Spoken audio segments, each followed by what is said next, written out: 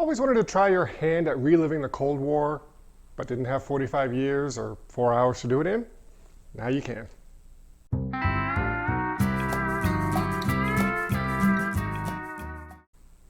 Hey everyone, I am Kylie here at Games Unlimited in Pittsburgh.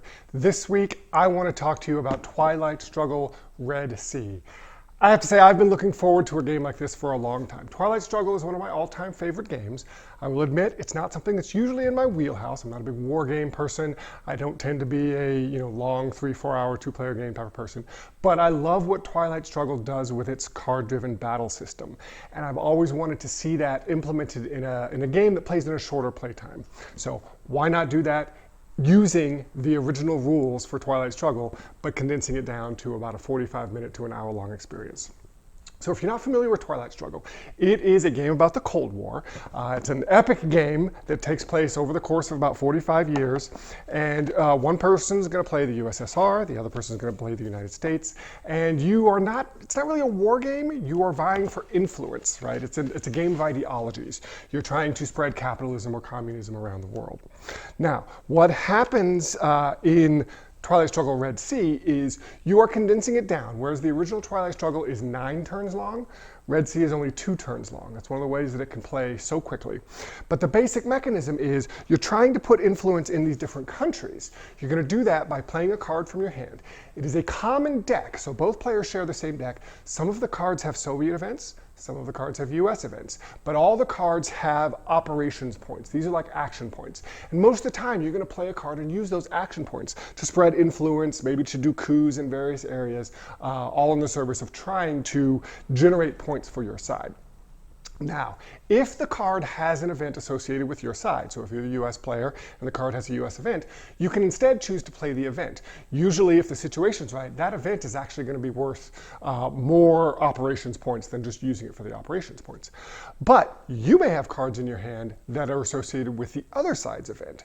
And you're dealt 9 cards at the beginning of the game, or at the beginning of the turn, and you're going to have to play 8 of those 9 cards. So eventually you're probably going to have to play some cards that favor the other side. And when you do that, you still get the operations points, but you are going to trigger the event for the other side. So it's really a game about trying to set up the board state so that the other side, when their events are triggered, they're not getting as much of a benefit from them. And that's where the real back and forth, the real interesting crunchy decisions come in the game.